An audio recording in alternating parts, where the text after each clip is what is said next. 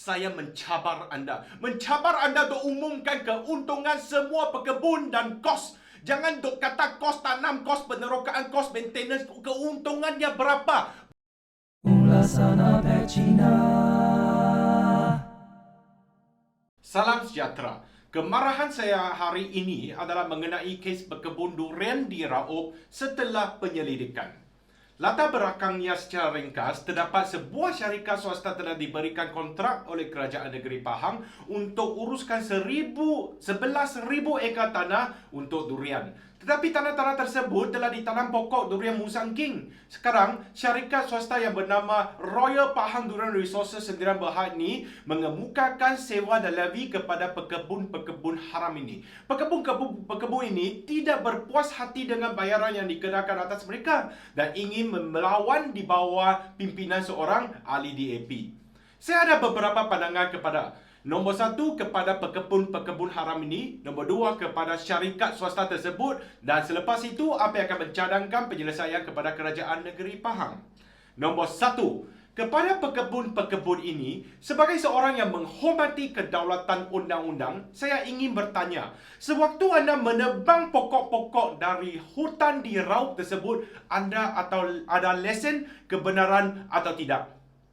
Kalau tidak, anda telah menyalahi Seksyen 81 1 Subsection B Akta Perhutanan Negara 1984, iaitu melainkan jika dibenarkan di bawah akta ini, tiada seorang pun boleh dalam hutan simpanan kekal menebang, memotong, menggelang, menanda, menutur dan menoreh mana-mana pokok. Dan bawah Subsection 2B, anda boleh didenda tidak melebihi RM2,000 atau penjara selama tempoh tidak melebihi 1 tahun atau dua-duanya sekali.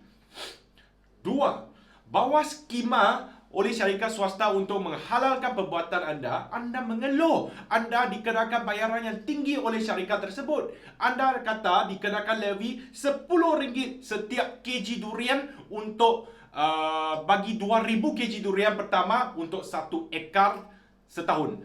Anda juga bayar RM1,000 one off untuk kerajaan negeri setiap ekar dan anda kena bayar RM6,000 sewa untuk setiap ekar.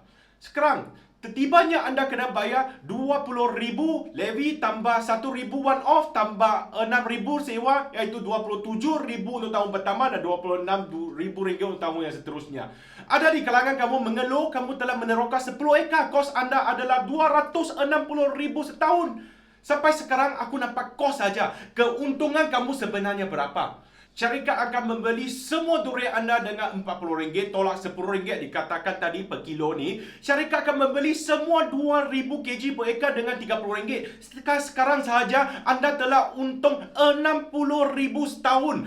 Tolak RM6,000 sewa, anda masih untung RM54,000. Kepada mereka yang ada 10 ekar, lagi dahsyat keuntungan kamu. Selepas tolak kos-kos ni, kamu untung RM540,000, iaitu RM45,000 sebulan. Tolak di kos-kos macam-macam lah, kereta lah, maintenance, kamu pun untung RM10,000 sebulan. Anda mengeluh apa bawah skema halalkan perbuatan haram anda ni? Kenapa tak berani nak umumkan keuntungan anda? Itu berhubung dengan poin ketiga saya. Sejak hari pertama kamu untung meneroka secara haram, adakah kamu bayar cukai? Kalau kamu telah bayar cukai, terima kasih dahulu. Poin yang ketiga ini tidak terpakai atas mereka yang telah bayar cukai. Tapi saya khawatir kerana tiada di kalangan kamu yang menggunakan pembayaran cukai sebagai alasan semenjak isu ini ditimbulkan. Kalau anda tidak membayar cukai, mohon secara jujur buat pengiraan keuntungan anda selama tahun ini dan bayar sekarang. Cukai ini bukan duit anda. Cukai itu duit rakyat Malaysia. Ada ahli politik dikatakan ambil duit penyelewengan pun kena bayar cukai. Saya kena bayar cukai. Keluarga saya 5 orang, 4 yang bayar cukai. Petani yang jujur di Kedah pun yang kena pakai cukai. Kenapa anda dikecualikan? Mohon pihak LHDN mengambil tahun tentang ini. Kepada syarikat swasta ini, khususnya pemilik saham yang bukan terdiri daripada keluarga diraja, kamu tidak sepatutnya untung begitu banyak. Itu duit untuk kerajaan kita, untuk negara kita, untuk rakyat kita. Saya memohon agar penghargaan saham dan keuntungan dalam syarikat ini dipertimbangkan semula untuk maksimalkan keuntungan untuk raja kita, kerajaan kita dan rakyat dan bukannya beberapa individu. Saya dipahamkan oleh seorang rakan yang merupakan exco di negeri Pahang. Kerajaan menghabiskan 29 juta di Pahang, kerajaan negeri Pahang, untuk bantu masa-masa COVID. Okey, anda boleh dapat keuntungan atas usaha untuk mengerjakan tanah ni. Anda juga boleh dapat keuntungan atas pelaburan yang anda masukkan. Tapi selebihnya, itu keuntungan miliki kerajaan negeri Pahang. Kepada kerajaan negeri Pahang, tegaskan usaha anda. Ini tanah milik kerajaan Pahang. Ini tanah milik rakyat Pahang dan Malaysia. Kalau anda menunduk, maka rakyat di seluruh Malaysia akan cari tempat kosong dan terus buat tanaman tanpa kebenaran. Mana kedaulatan undang-undang? Adakah ini adil kepada semua ratusan ribu petani yang jujur bayar sewa dan beli tanah untuk meneroka dan mengusahakan? Kerajaan Pahang, apa back you up? Mohon sampaikan mesej ini kepada Yang Amat Berhormat Datuk Menteri Besar Pahang. Bagi pekebun dan pemimpin mereka dari parti tertentu, kalau kamu nak berunding dengan kerajaan Pahang, boleh. Serahkan sewa yang anda tidak pernah dibayar kepada kerajaan negeri sebelum ini.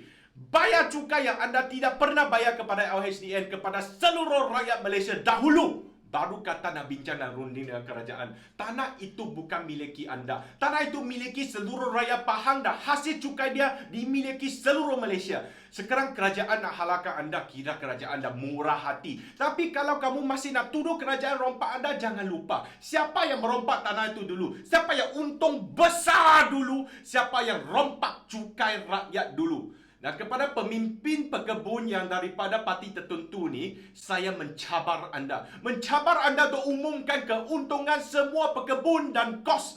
Jangan duk kata kos tanam, kos penerokaan, kos maintenance. Keuntungannya berapa? Berapa? Kenapa nak sembunyikan keuntungan tersebut? Berapa cukai rakyat Malaysia dah dapat?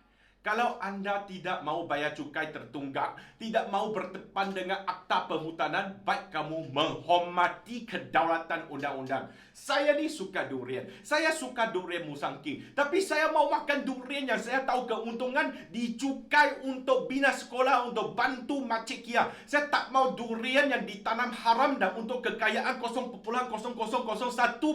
pekebun sahaja.